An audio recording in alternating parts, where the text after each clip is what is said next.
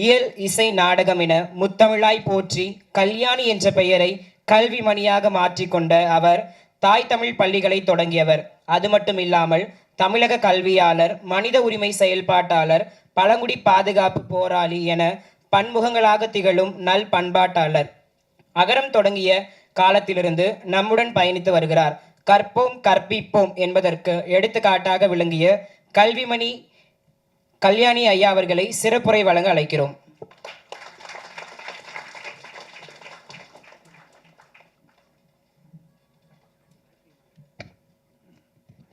எல்லோருக்கும் வணக்கம். எனக்கு நேத்தியிலேருந்து இங்கே வரணுன்னொடனே என்ன பேசுறது இப்படின்னு இந்த மாதிரி கூட்டங்களில் அப்பப்போ மனசில் தோன்றதை பேசிட்டு போடுவேன். அது நாளைக்கு நம்ம ஏதாவது கொஞ்சம் உட்படியாக நான் வகுப்பு எடுக்கும்போது தான் நல்லா தயாரிப்பேன். பாடத்தை நல்லா படிச்சுட்டு வகுப்பில் போய் எடுக்கிறது அதுதான் பழக்கம். கூட்டங்களெல்லாம் பேசுறதுக்கு அந்த தயாரிப்பு இருக்காது.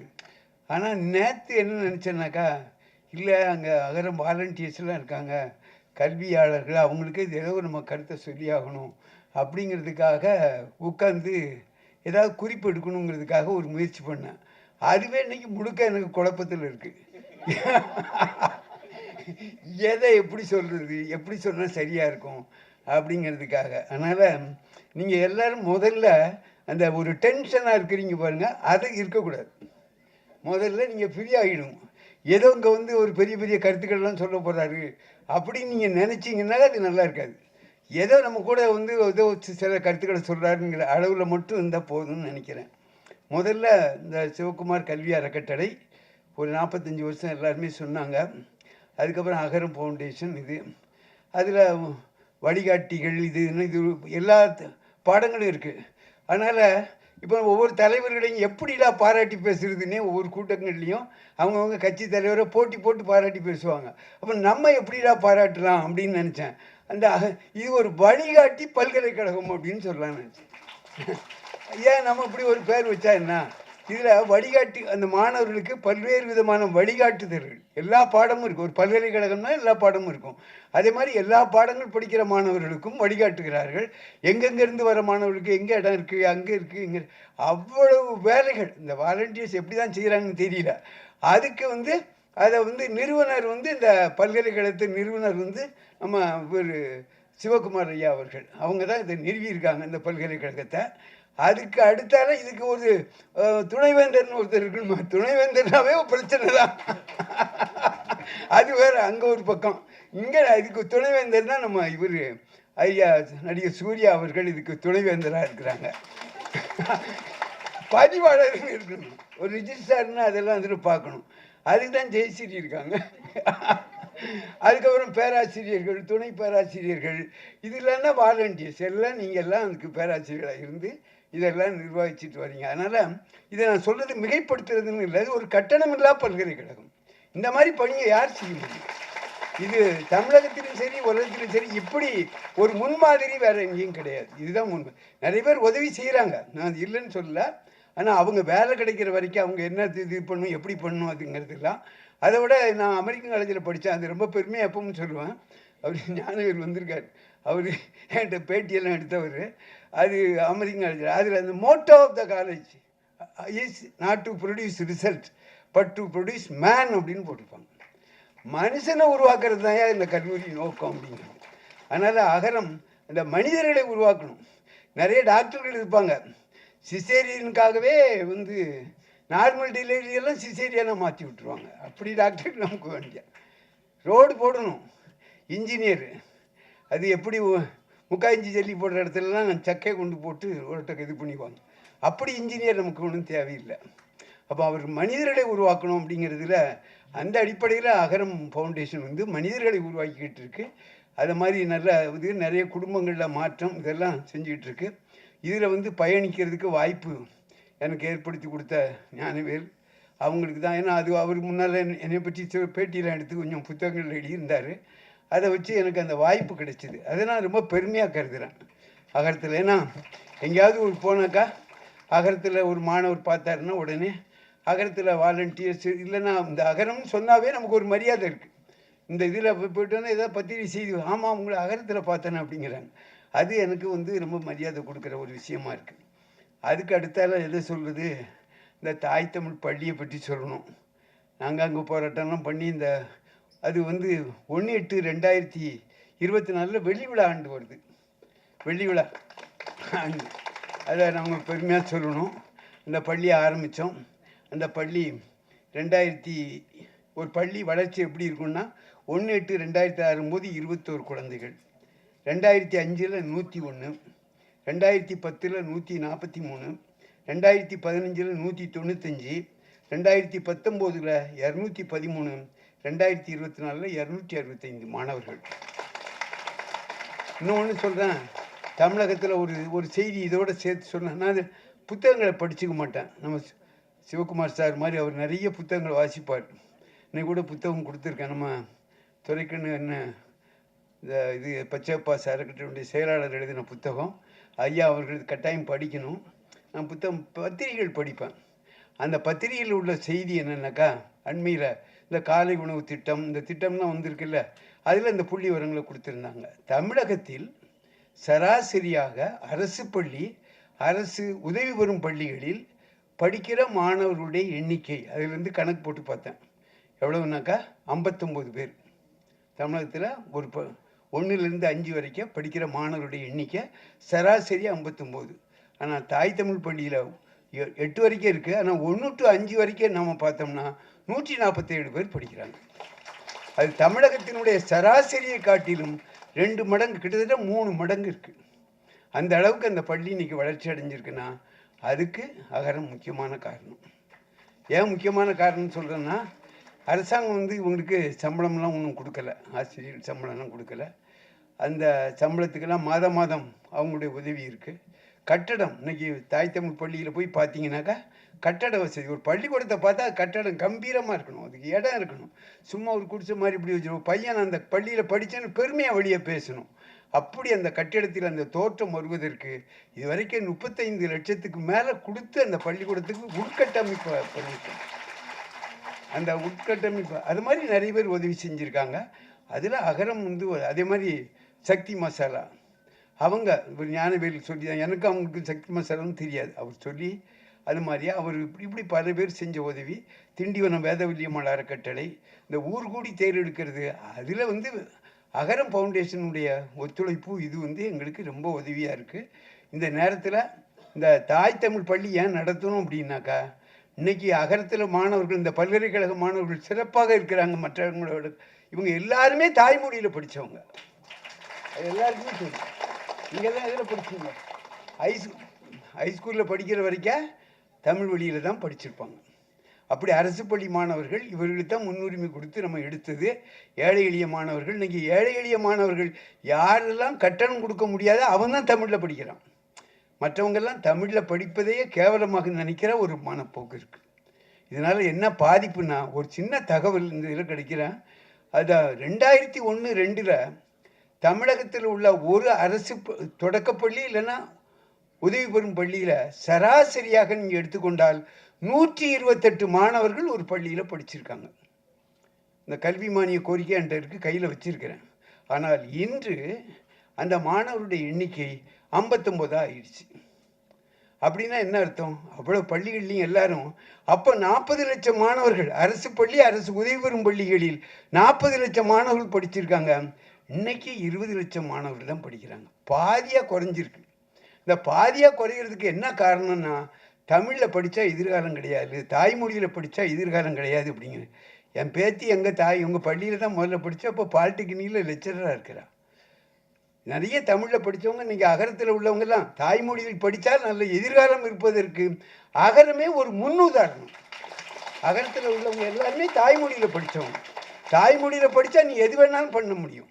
ஆனால் இந்த நேரத்தில் அரசாங்கத்துக்கு நம்ம வைக்கிற கோரிக்கை, எங்கள் மாதிரி தாய் தமிழ் பள்ளி மாதிரி உள்ள பள்ளிகளுக்கு அரசாங்கம் நிதி உதவி கொடுக்கணும். பெரிய காசு ஒன்றும் கிடையாது, ஒரு 10 கோடி கூட வராது. தமிழகத்தினுடைய அரசு பட்ஜெட் 40,299 கோடி. அதில் ஒரு 2 விழுக்காடு கூட கிடையாது, 0.25 விழுக்காடு கூட வராது. ஒரு சின்ன காசு தான். அது நினச்சா அரசாங்கம் செய்ய முடியும். அந்த மாதிரி செய்யணும்னு நினச்சிக்கிறோம்.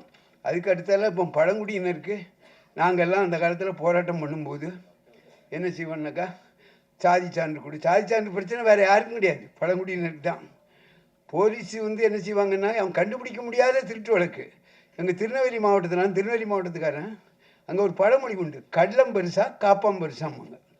திருடுன்னு நினைக்கிறவன் திருடிடுவான், நீ எவ்வளவு நாளும் ஒன்றும் பண்ணிட முடியாது. அது அப்போ கண்டுபிடிக்க முடியாத திருட்டு வழக்கை நம்ம போலீஸ் ஒன்றும் கண்டுபிடிச்சிட முடியுமா நான் எல்லா வழக்கையும்? அப்போ கண்டுபிடிக்க முடியாத திருட்டு வழக்கை என்ன பண்ணுவாங்கன்னா, இருவலரை பிடிச்சி அவனை இது பண்ணிடுவாங்க. அந்த மாதிரி பாதிப்பு. அதே மாதிரி சாதி சான்று, இப்படி பல பிரச்சனைகள் இருந்தது. நாங்கள் ஊர்வலம் இதெல்லாம் போய் இதெல்லாம் பண்ணுவோம். அதெல்லாம் பண்ணி அதிகாரிகள் கண்டுக்குவாங்க, கண்டுக்காமல் இருப்பாங்க, அப்படிலாம் இருந்தது. இந்த ஜெய்பீம் படம் வந்தது பாருங்க, அந்த ஜெய்பீம் படத்தை, அது மட்டும் இல்லை, வெறும் ஜெய்பீம் படமாக மட்டும் இல்லாமல் அதில் அவரே நடித்தார். அவர் நடித்ததுனால அந்த ஒரு ஸ்டார் வேல்யூன்னு அதில் இருக்குது. அதே படத்தில் வேறு யாரும் நடித்தார், நம்ம சந்துரு சாருடைய நீதிபதி சந்துரு, அவர் தான் என்னையை பாதுகாத்தவர். இல்லைன்னா அந்த வீரப்பன் பிரச்சனையில் என்னை உள்ளே போட்டு நைய புடைச்சி என்னை காலி பண்ணியிருப்பாங்க போலீஸ். அவர் பாதுகாத்தது அவர் சந்துரு சார் தான், இந்த வழக்கெல்லாம் ஆடி.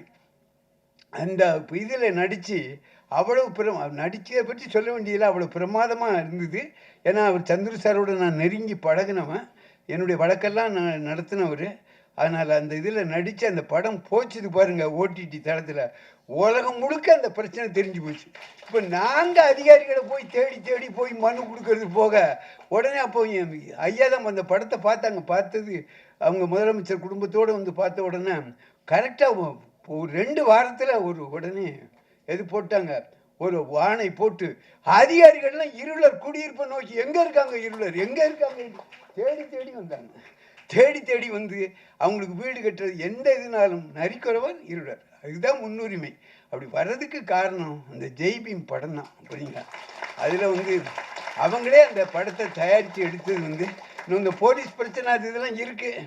அந்த பிரச்சனையை அவ்வளோ ஈஸியாக ஒன்றும் பண்ணிட முடியாதுன்னு உங்களுக்கும் தெரியும், எல்லாத்துக்கும் தெரியும். இருந்தாலும் மொத்தத்தில் முன்னால் மாதிரி பிடிச்சிட்டு போனால் உடனே இப்போ இருளர் போய் ஒரு ஸ்டேஷனில் புகார் கொடுத்தா போலீஸ்காரங்க பயப்பட ஆரம்பிக்கிறாங்க. இது என்ன பிரச்சனை ஆகுமோ, இது என்ன சிக்கல் ஆகுமோ அப்படிங்கிற அளவுக்கு அந்த பிரச்சனையை மாற்றினதுக்கு காரணம் இது ஐயாவுக்கு சொல்லணும்.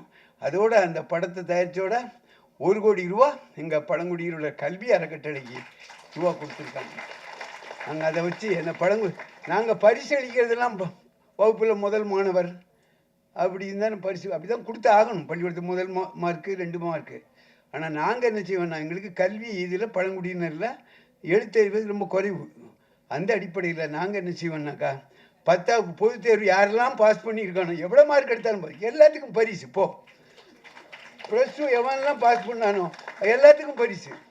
பப்ளிக் எக்ஸாம் டிகிரி பாஸ் பண்ணோக்கலாம். நம்ம இங்கே வந்திருந்தார் கல்வி அறக்கட்டளையுடைய செயலாளர்.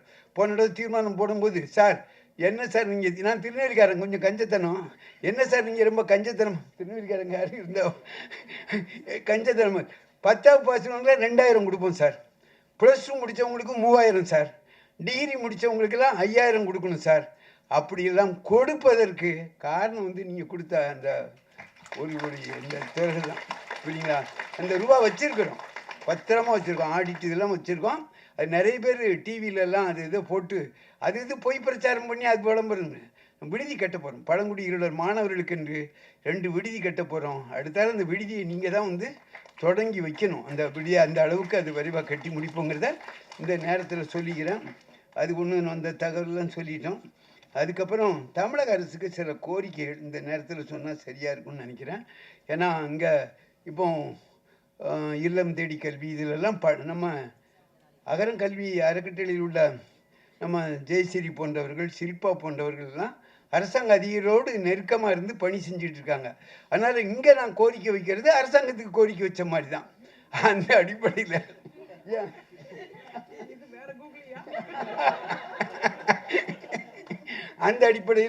இந்த கோரிக்கைன்னு சொல்ல கடமைப்பட்டிருக்கேன். வேறு ஒன்றும் இல்லை, ரொம்ப எளிதான கோரிக்கை தான். நான் முதல்ல சொன்ன இந்த அரசு பள்ளி, அரசு உதவி பெறும் பள்ளி, இந்த பகுதி உதவி பெறும் பள்ளி 8 வரைக்கும் நல்லா கவனிச்சுங்க. 8வது வகுப்பு வரைக்கும் உதவி இருக்கும், அரசாங்க உதவி இருக்கும். 9, 10க்கு உதவி கிடையாது. அப்புறம் 5வது வரைக்கும் உதவி இருக்கும், 6, 7, 8க்கு உதவி கிடையாது. இது பகுதி அரசு உதவி பெறும் பள்ளிகள்னு பேர். புரியுதுங்களா? இந்த பள்ளி அவன் அரசாங்கம் மெட்ரிகுலேஷன் ஸ்கூலில் படிக்கிற இந்த கல்வி உரிமை சட்டத்தில் அதுக்கெல்லாம் ரூபா வச்சுருங்க. ஒரு ஆசிரியருக்கு அரசாங்கம் ஒரு ஆசிரியருக்கு இல்லை, ஒரு மாணவருக்காக அரசாங்கம் 30,000 இருந்து எவ்வளோ செலவழிக்கிறாங்கன்னாக்கா 60,000 வரைக்கும் ஒரு மாணவருக்கு ஒரு வருஷத்துக்கு ஆசிரியர் சம்பளமாக கொடுக்குது. அது கொடுக்கணும். ஏன்னா ஆசிரியர் தான் ரொம்ப முக்கியம். கட்டடம் இல்லாமல் பள்ளி இயங்க முடியும், நூலகம் இல்லாமல் பள்ளி இயங்க முடியும். ஆனால் வாத்தியார் இல்லாமல் பள்ளிக்கூடம் இயங்க முடியாது. வாத்தியாருங்கிறது ரொம்ப முக்கியம். அப்போது 8ஆம் வரைக்கும் படிக்கிற பையனுக்கு என்ன கிடைக்கும்? வாத்தியாருக்கு அவருக்கு அந்த பையனுக்காக 40,000 50,000 செலவழிக்கிற இந்த அரசாங்கம் அவன் 9ஆவது அதே பள்ளியில் படிப்பான், அவனுக்கு கிடையாது. அவனுக்கு அது உதவி கிடையாது. அவனுக்கு என்னதுன்னா அவன் அந்த நிர்வாகமே அவங்க அங்கே கொஞ்சம் வசூல் பண்ணி ஒரு 6,000 7,000 அப்படி கொடுக்கறது. இவங்களுக்கெல்லாம் 40,000 50,000 சம்பளம் கிடைக்கும். இதை அரசாங்கம் பரிசீலனை பண்ணணும். அதனால் எல்லாம் அந்த மாணவர்கள் தமிழகத்தில் எவ்வளோ இருக்காங்கன்னா 47,661 மாணவர்கள். அவர்களுக்கு இது செலவு செய்கிறதுக்கு ஒரு 70 கோடி 80 கோடி தான் செலவாகும். தமிழக அரசினுடைய கல்வி பட்ஜெட் 40,299 பள்ளி கல்வி பட்ஜெட்டு. அதில் 0.25% தான். 0.25% தான்னா எவ்வளோ குறைஞ்ச அளவு தான். மனசு வச்சா தமிழக முதல்வர் இல்லைன்னா பள்ளிக்கல்வித்துறை மனசு வச்சு அதை செய்யணும் அப்படிங்கிறத இந்த நேரத்தில் சொல்லிக்கிறேன். 1. 2வது, அரசு பள்ளி மாணவர்களுக்கு என்னென்ன சலுகைகள்லாம் கொடுக்கப்படுகிறதோ அது அரசு உதவி பெறும் பள்ளி மாணவர்களுக்கும் கொடுக்கணும். இப்போ காலை உணவு திட்டம் அரசு பள்ளி மாணவர்களுக்கு கொடுக்குறாங்க. அதே இதை இப்போ அண்மையில் 15ஆம் தேதி காமராஜர் அண்ணா பிறந்த நாளா காமராஜர் பிறந்த நாள், ஆப்சன்ட் மைண்டட் ப்ரொஃபஸர் தான், புரியுங்களா? அதனால் அன்னைக்கு கொடுக்கணும்னு விரிவுபடுத்தியிருக்காங்க. வரவேற்கிறோம். ஏன்னா ஒரு ஊரில் அரசு பள்ளி இருந்தால் அங்கே அரசு உதவி பெறும் பள்ளி வராது. இந்த ஊரில் அரசு உதவி பெறும் பள்ளி இருந்தால் அங்கே அரசு பள்ளி வராது. அப்போ அரசு பள்ளியில் படித்தவனுக்கு கிடைக்கும்னா இவன் என்ன பாவம் செஞ்சான்? இவன் இந்த ஊரில் பிறந்து வளர்ந்துருக்கான், அவன் அந்த பள்ளியில் தானே படிப்பான். அதனால் அரசு பள்ளியில் படிக்கிறவனுக்கு மருத்துவம் பொறியியலில் 7.5 விழுக்காடு கொடுக்குறாங்க.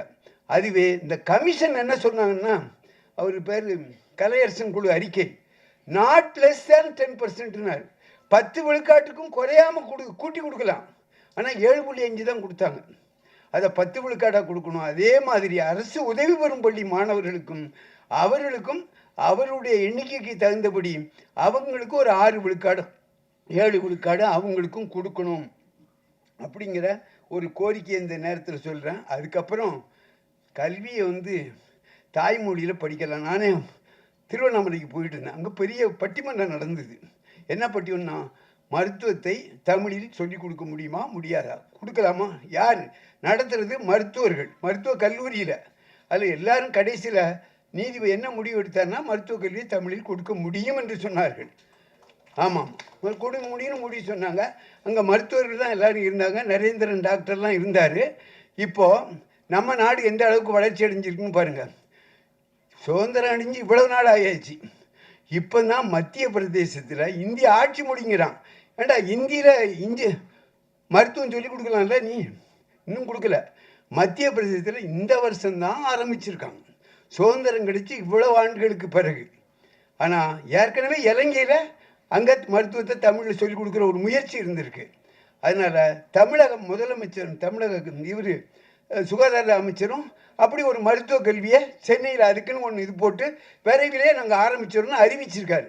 ஐயா, நீங்கள் கஷ்டப்பட வேண்டாம். ஒவ்வொரு கல்லூரியிலையும் ஒரு பிரிவு தமிழ் பிரிவு ஆரம்பித்தா போதும். நான் அரசு கலைக்கல்லூரியில் பணிபுரிஞ்சவங்க. அங்கே தமிழ் வழி வரும்போது 78 வரும்போது ஒவ்வொரு இதுலேயும் ஒரு பிரிவு ஆரம்பிப்பாங்க. அதை மாதிரி பிரிஞ்சால் நீங்கள் புதுசாக ஒரு கல்லூரி கட்ட வேண்டாம். இருக்கிற கல்லூரியில் ஒரு தமிழ் பிரிவு நீங்கள் ஆரம்பிச்சிங்கன்னா, இதெல்லாம் நான் சொல்லலை, கல்யாணி தமிழ் பற்றில் சொல்லலை. நான் எந்த கல்வி எல்லா கல்வியும் எல்லா மொழியும் கொடுக்க முடியும். அப்படி அந்த மாதிரி செஞ்சால் தமிழ்நாட்டில் ஆங்கில மோகம் குறையும், தமிழ் வழி கல்வி இப்போ இதாகும் அப்படின்னு கூறி ரொம்ப நேரத்தை எடுத்துக்கூடாது. அதனால் அப்படி எடுத்துக்கிட்டதுக்கு நான் மன்னிப்பு கேட்டுக்கிறேன். அதனால் இங்கே பழங்குடியினர் பாதுகாப்பு சங்கம் சிவகாமி மற்ற ஆட்கள் அவருக்கு கல்வி இந்த துரைக்கண்ணன் அவர்கள் வந்திருக்கிறார்கள். அவங்க எல்லாம் பச்சையப்பன் அவர் மாணவர் பருவத்திலேருந்தே எங்கள் கூட இருந்து எங்கள் பள்ளிக்கும் அவர் தான் அது தலைவர், அறக்கட்டளை தலைவராக இருக்கிறார்.